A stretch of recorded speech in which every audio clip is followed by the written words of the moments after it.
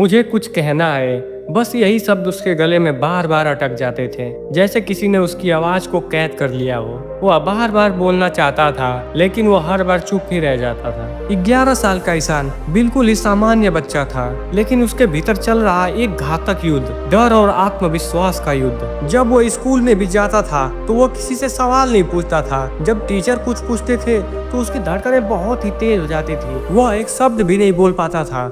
यह देखकर सारे बच्चे उसके ऊपर हंसने लगते थे। धीरे धीरे उसका आत्मविश्वास इतना टूट गया कि वह किसी से आंख मिलाकर बात भी करने से डरने लगा। खाने की टेबल पर भी चुप, माँ बाप के सामने भी चुप, दोस्तों के सामने भी चुप। उसका दिल चीखता था, लेकिन उसकी जुबान पूरी तरह से गूंगी हो चुकी थी। एक दिन स्कूल में उसके प्रोजेक्ट को सबके सामने पेश करने को कहा गया। डर के मारे उसके हाथ कांपने लगे। जैसे तैसे वो मंच पे गया, लेकिन बोल नहीं पाया। सब बच्चे उसके ऊपर हंसने लगे। टीचर ने सिर हिलाया, तुम कभी नहीं बदलोगे। उसी रात वह चुपचाप घर से निकल गया, कहीं दूर, जहाँ उसे कोई ना देखे, ना ही सुने, जहाँ वो खुद को भुला सके। वह जंगल की तरफ चला गया और वहीं पर एक पुराने बरगद के वृक्ष के नीचे एक साधु बैठा था। लेकिन जैसे ही उन्होंने उसकी मौजूदगी को महसूस कर लिया, वह उससे पूछे, क्यों आए हो बालक? ईशान चौंक गया। इतने सालों में किसी ने उसकी आंखों में देखकर सवाल नहीं किया था। वह धीरे से बोला, मैं बोल नहीं पाता हूँ, डरता हूँ, सब मेरा मजाक उड़ाते हैं। साधु ने मुस्कुराते हुए कहा, तुम्हारी आवाज मरी नहीं है बालक, बस दब गई है।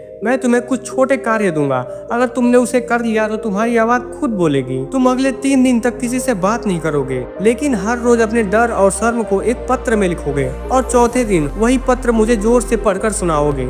ईशान ने सोचा, बोलने की तकलीफ और मुझे ये बोलने के लिए कह रहे हैं, लेकिन उसने कोशिश की। डरते डरते पहले दिन वह पत्र को लिखा, हाथ कांपते रहे। दूसरे दिन थोड़ा सहज हुआ और तीसरे दिन उसके शब्द जैसे कि बहने लगे। चौथे दिन वह साधु के पास गया और कांपते हुए स्वर में बोला, मैं डरता हूँ क्योंकि मुझे लगता है मैं कुछ कर ही नहीं पाऊंगा। साधु मुस्कुराए और कहा, पहला कदम पड़ चुका है। अब साधु ने उसे एक गिलास पानी दिया और कहा, तुम इसे हर सुबह हाथ में लेकर 10 बार बोलो, मेरी आवाज में हिम्मत है। ईशान हंस पड़ा, इससे क्या फर्क पड़ेगा साधु? फर्क नहीं पड़ेगा, क्रांति होगी, साधु बोले। धीरे धीरे दिन गुजरते गए। धीरे धीरे उसका स्वर साफ हो गया। उसे कुछ शब्दों में लय आई और लफ्जों में विश्वास आने लगा। अब साधु बोले, इस पेड़ के नीचे कल दोपहर में गांव वालों को इकट्ठा करूंगा। तुम उन्हें एक कहानी सुनाओगे। डर लगेगा, लेकिन याद रखना, डर से लड़ना नहीं है, उसे देखकर मुस्कुराना है। वो जो रात थी वो उसके जीवन की सबसे लंबी रात लग रही थी। अगले दिन उसका दिल धड़कता रहा, लेकिन उसने पहली बार अपने जीवन में आवाज को बहने दिया। बहुत साल पहले की बात है।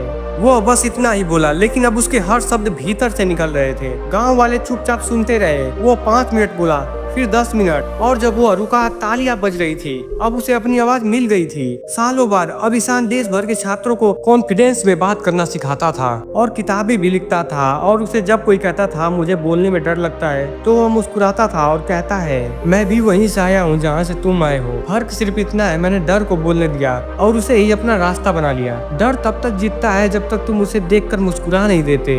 शर्म तब तक रहती है जब तक तुम पहला शब्द नहीं बोलते। तो दोस्तों, यह कहानी आपको अगर पसंद आई हो तो वीडियो को लाइक जरूर करें और इसे अपने दोस्तों में शेयर करें जिनको अपनी आवाज वापस पानी है, और कमेंट में लिखें, मैं अपनी आवाज का इस्तेमाल करूंगा। मिलते हैं किसी नेक्स्ट वीडियो में, तब तक के लिए बाय बाय।